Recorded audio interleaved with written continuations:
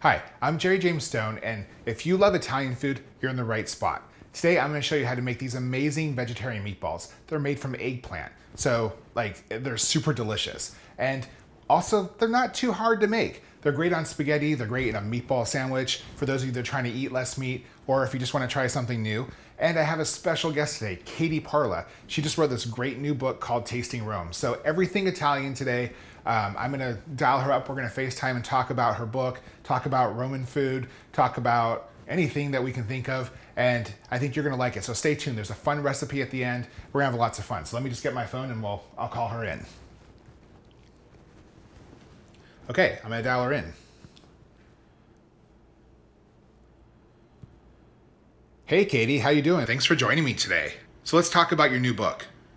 Yeah, so Tasting Rome is available wherever books are sold, online and in actual physical bookstores since March 29th. And it's all about the food of Rome, which a lot of people sort of associate with meat and organs, but is actually quite vegetal, Yeah. depending on where you look. So how long have you been in Rome now? I moved to Rome 13 years ago, so I've been there since 2003. And where were you before? I went there from Connecticut. So I like to migrate through pizza capitals of the world. So from New Haven to Rome, but I'm from New Jersey originally. I love that pizza has been the driving force behind where you live. So, what took you to Rome? I loved Latin and the history of art, so I figured I'd do some of those things as a career, but then my path sort of strayed away from history towards food and beverage. How does one go from studying history to studying food? What was that transition like? The history of art and figured, I'd move to Italy and do my master's in an adapted subject, but instead I did my master's in Italian gastronomic culture. So it's sort of like a cultural history degree, and I study and document what we eat in Rome, what we drink, and why, and how food systems are changing. And when you're in Rome, what do you eat? So it really depends on the time of day and the budget. But in the morning, it depends. Sometimes pizza by the slice, which is a really classic savory breakfast, or a pastry, always laced with coffee, of course. In the afternoon, I like to do bigger lunches. So I might go to a trattoria, and no one really eats the antipasto, primo, secondo, contorno, dolce with wine and coffee and digestive liqueur anymore. It's too much food, and it's bit too expensive for your sort of average Roman budget. But I'll go out for like a pasta and some vegetables, either raw or really, really aggressively cooked. That's great because I'm glad to know that I'm not the only person who lives off pizza in the morning. Okay, so when you're eating out and you're at an Italian restaurant, is there a particular dish that you kind of judge all Italian restaurants by? No, I mean, I think because all of these manifestations of Italian regional cuisine appear, I mean, they're so varied. So, I mean, if I go to Boulder and I'm doing an event at Frasca tomorrow, of course, I'll want to stick to what they do best, which is the food of Friuli, sort of in a contemporary way. Whereas last night I was at this really wonderful place, Andrew Michael Italian Kitchen in Memphis, and they do really, really hearty, sort of rich pasta dishes with, in one case, fresh peas, in another, buttermilk pork, things that you wouldn't necessarily find in another place, but which were recommended, and therefore I'm going to trust the people that are serving that food every day to direct me to the most delicious parts of that menu. So when you're back in the States and you're here on your home turf, what's the one thing that you really, really crave that you miss after living in Rome? I need burgers all the time, and I really, really am deeply obsessed with the varied cuisines of the American South. So, I mean, I think often we sort of categorize like Southern food as being a single thing, but it's so, so diverse. In Right. the same way that Italian regional cuisine is so different from the neighboring regional cuisine. So, I love barbecue. I love like pork things. Okay, so someone comes to Rome. Clearly, you are the go-to gal for Roman eating. Where can someone check out your resources? Where's the best place for them to go to figure out how to eat in Rome and sort of absorb all of your expertise? So I have a website, katieparla.com, where all of my resources are listed. There are tons and tons of free resources, blog posts that tell you where to eat and where to drink, others that tell you specifically what to order in certain places. I also have an app for iOS devices called Katie Parla's Rome.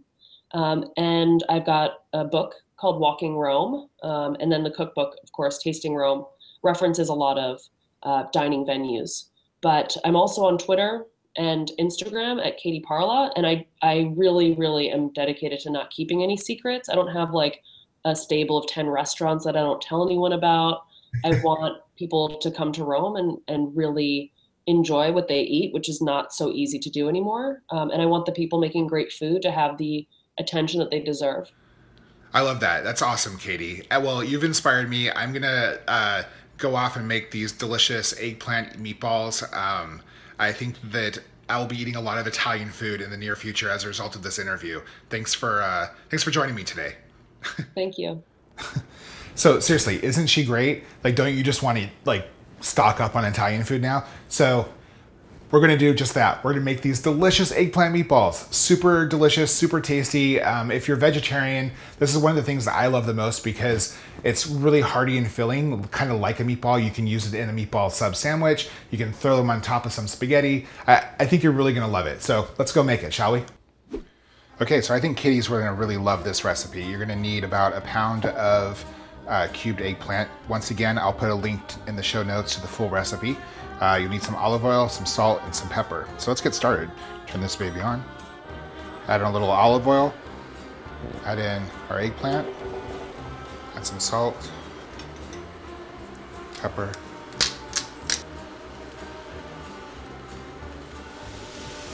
Okay, so this is ready. Okay, so now we're ready for the next step. We have the eggplant. We sauteed it, or I sauteed it, pureed it. Just add it to the mixing bowl here. We're gonna add in some minced garlic, some basil, some sage, some thyme, some Parmesan cheese, some Italian breadcrumbs, and some beaten eggs. And just mix this all together. Okay, there we have our eggplant meatball mixture. Next, you're just gonna form this into balls, like so. We'll put it on a parchment lined baking sheet and bake them. Okay, so our meatballs are currently baking in the oven, and while they do that, I'm just gonna heat up some basic marinara sauce here. And it looks like they are done, so here's the next step. There we go. How great do those look? I think you're gonna be proud, Katie. I think you're gonna love these. So just quickly take them, transfer them to the marinara sauce, and just cover them with the sauce. Bring the sauce to a simmer. You can see it's already cooking up there. Just let that cook for a few seconds. And then I'm just gonna top them with a little bit of Parmesan cheese on each one. Let simmer for a few minutes. And then when it's done, just turn off the heat. Take a little minced parsley, sprinkle it on top, and there you go. How do you like them meatballs?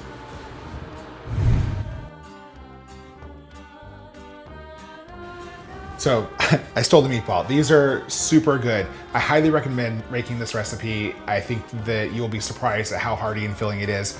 If you like this interview and other ones, be sure to check out my YouTube channel. I have Ed Begley Jr., one of my favorite environmentalists and like super amazing vegan. I have Larry Smith from 6 Words and Orange is the New Black, plus Bianca Del Rio from RuPaul's Drag Race. So stay tuned for lots of fun interviews like this one and enjoy. Oh my God, it's so good. So good. See you guys later.